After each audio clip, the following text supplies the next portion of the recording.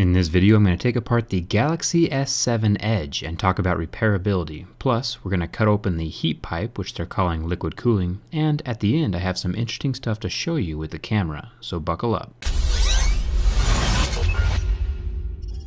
The easiest part of this whole project is going to be removing the SIM card / SD card tray from the phone, so set that off to the side, make sure you keep all your stuff organized. Then we are going to use a heat gun to heat up the back glass panel of the phone. Basically what we're trying to accomplish here is to soften the adhesive underneath the glass panel so that the glass panel will come off in one piece without cracking. I'm heating up the phone to just hotter than I can touch, where I don't want to leave my finger on there for more than a second. Then I'm going to take a large suction cup, I'm using a car windshield mount, suctioning it to the back of the glass and lifting up ever so slightly, just relieving some of the pressure on the glass between the frame and the glass itself, so I can slide a thin metal pry tool in between the two layers. Once I have that pry tool in, that is the hardest part. Then I can take my heat gun and heat up the glue again. I can slice away the glue a little bit with my pry tool, but I can't get along the edge of the phone or else I'm going to crack the glass. This is where the business cards or playing cards come in, because they can curve around the edge of the Galaxy S7 Edge without cracking the glass. I'm going to speed this part up a little bit. You can see I'm just cutting through the adhesive with my playing cards all the way around the outside, and that's all there is to it. Don't go too deep or you will cut into the QI charger, and I imagine most of you want to keep that. Remove the back glass panel. You can see here the camera lens.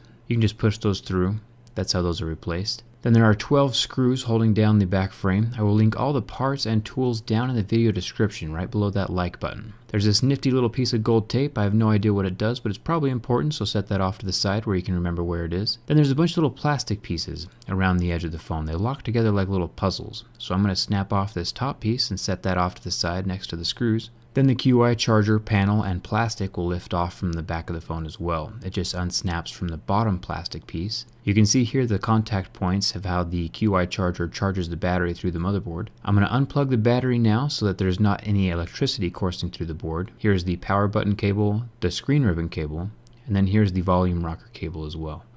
The bottom loudspeaker pops off, and then here's the two contact points that rest on the motherboard so it gets its signal. Here's the fingerprint scanner, and then here's some signal wires. I'm just going to pop those off with my plastic pry tool. You can also lift them off with a pair of tweezers. Here's the earpiece ribbon, just like a little Lego, just unsnap it. Then here's the 5 megapixel front camera. It's a cute little guy. Set that off to the side. Here's for the front sensors.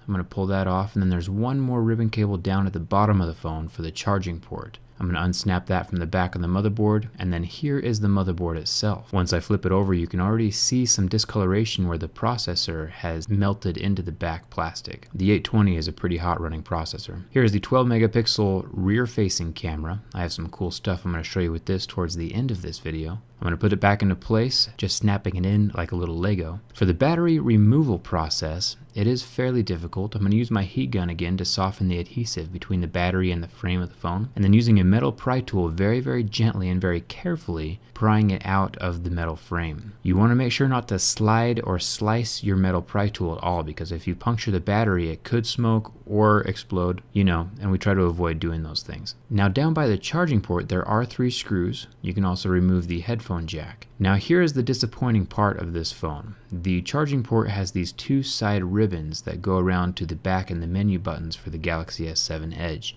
and these are tacked underneath the screen. So in order to remove the charging port, you will have to remove the screen. And the bad thing about that is that the Galaxy S7 Edge has the edge on the AMOLED, and that is near impossible to remove from the frame without damaging it permanently. So a charging port repair is pretty impossible with this phone unless you're doing a screen repair at the same time. To remove the screen from the frame, you're going to use the same process that you use for the back of the phone with playing cards and heat. It will destroy the old screen though, so make sure that you do have a working replacement. A glass-only screen repair for this phone would honestly be the best option with this phone, but those liquid nitrogen machines cost thousands of dollars. My dry ice trick only works with iPhones and not Samsung devices. Hopefully the screen on the regular Galaxy S7 is easier to replace. We'll find out when I do my teardown this week. So let's do something fun. We're going to jump in and take apart that heat pipe that sits on top of the Snapdragon 820 processor. I'm going to take my razor blade and slice into it and lift up the copper so we can see the insides. So a heat pipe basically has some vapor inside. This particular heat pipe, there isn't any visible liquid like there was with the Sony Xperia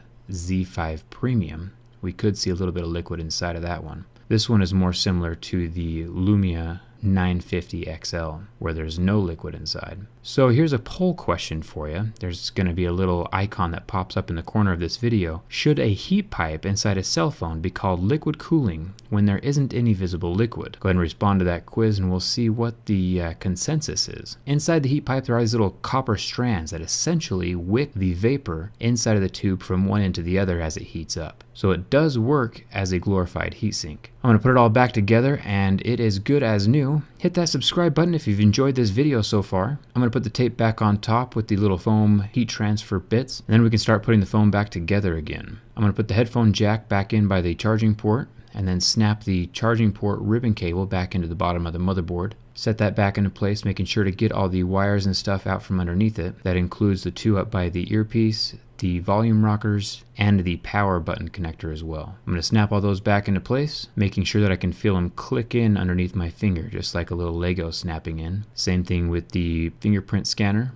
and all three signal wires. Battery goes into place, and before I connect that, I want to make sure everything's plugged in. So I'm going to get the charging port screwed back into place with the loudspeaker set down on top of that. 5 megapixel front camera goes in, and then I can plug the battery in. Once the battery's plugged in, I can turn on the phone, and I'm going to do that to test the screen and to show you guys the camera.